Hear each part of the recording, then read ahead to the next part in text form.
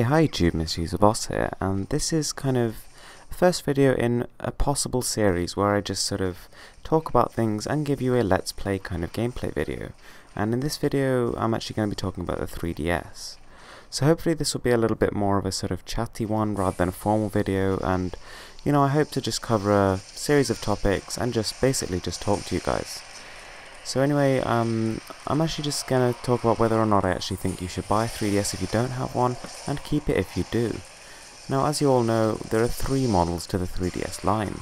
There's the 3DS XL, 3DS, and the 2DS. And I mean, I thought the 2DS was some kind of joke when I first heard it, but actually, you know, the more I actually thought about it, the better an idea I realized it was.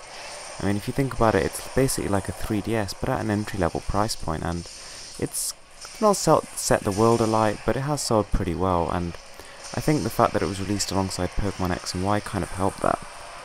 Now, the initial 3DS was sort of, you know, I guess it had kind of a mixed reaction. It wasn't exactly sort of the PlayStation Vita, you know, because that really got like standing ovations and everything. That was sort of the console everybody was waiting for, but the 3DS was sort of like a bit of a mere piece of kit. Like, it was obviously going to be a successor to the DS, but no one was really expecting what it was. I think people would have probably rather something that was a bit more powerful and, you know, maybe not as focused on the 3D aspect of it, or maybe something that even ditched the two screens and just went for an all-out sort of Nvidia Shield kind of thing.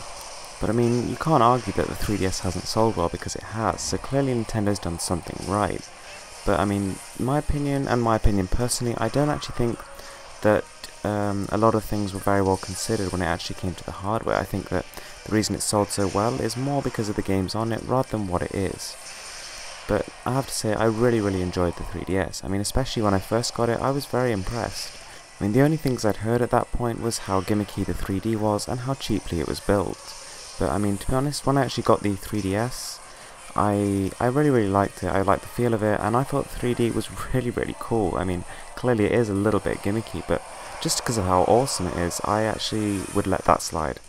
Now, it doesn't add anything to the games, and I think it would actually probably cost Nintendo a good amount extra to put that 3D technology in.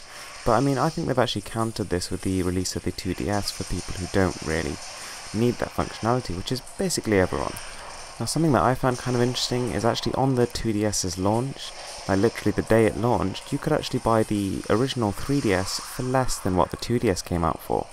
And at the same time, the 2DS was actually intended to be the budget model.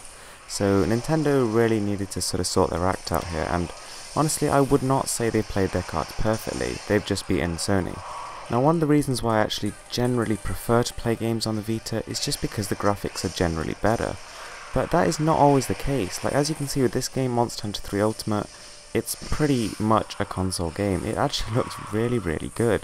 You know, there's actually very few PlayStation Vita games that can match this game's graphics. You know, a full 3D game with expansive environments, shadows, and really detailed monsters and textures.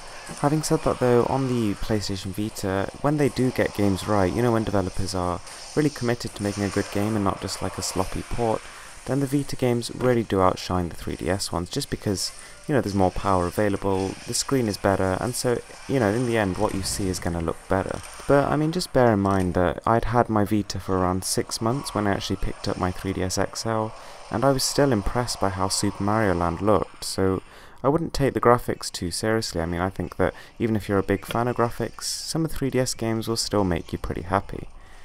But I mean, there's one thing that's missing on the 3DS which I'm a really big fan of, and that's trophies.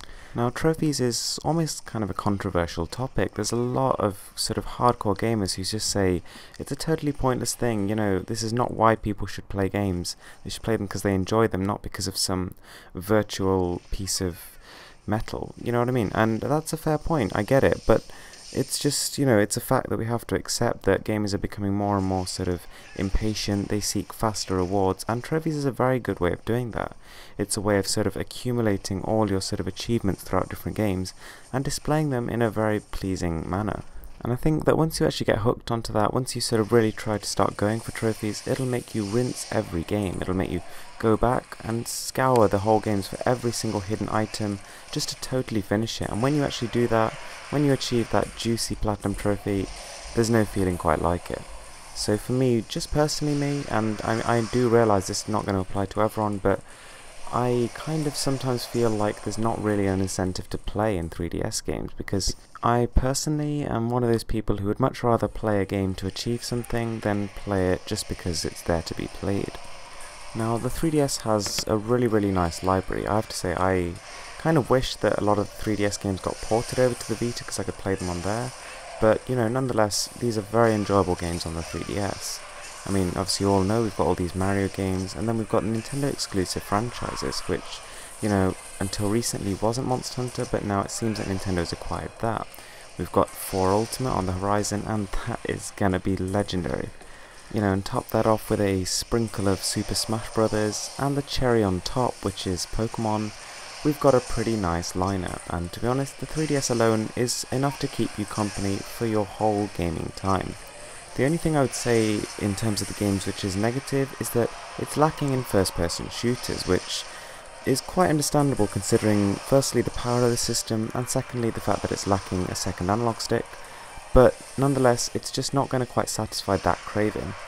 I mean, the same could also be said for the PlayStation Vita, but it does at least have one very good standout shooter, which is Killzone Mercenary. Now, to be honest, in my opinion, I do actually think that if you have the money and you're considering a 3DS for maybe a couple of games that you like, I recommend you just buy it, because this system is incredibly future-proof. The fact that it's sold so well in all these different regions, you know, in Asia, in UK, in US, everywhere, this system is actually pretty much top of the charts, means that you've got a guaranteed supply of good quality third and first party titles.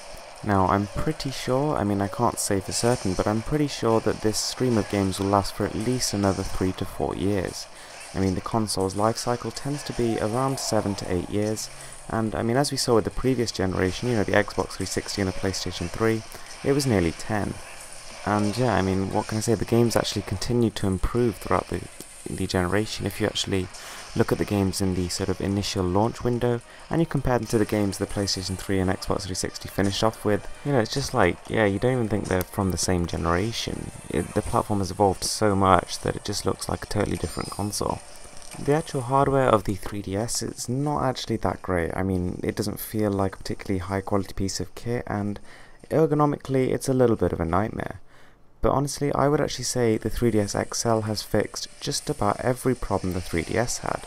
It increased the battery life, improved the build, and made the screen bigger.